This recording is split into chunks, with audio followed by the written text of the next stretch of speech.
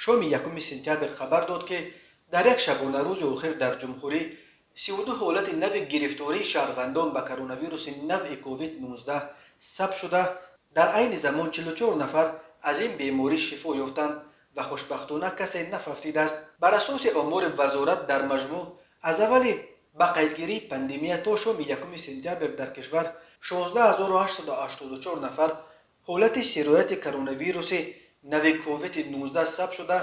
از این شماره تا سانحه ذکر گردیده 16742 نفر 99.2% شفا یافتند و 124 نفر متاسفانه ففتیدند. از ارقام رسمی وزارت تندرستی برمیاد که تا شام یکم سپتامبر در تاجیکستان چه در شرایط خانه و چه در بیمارستان همگی 16 بیمار کرونا ویروس تحت طبابت قرار داشتند. این حتی کمتر از 32 حالت گرفتاری به کرونا ویروس است که تنها در دوام روز یکم سپتامبر آشکار شدند.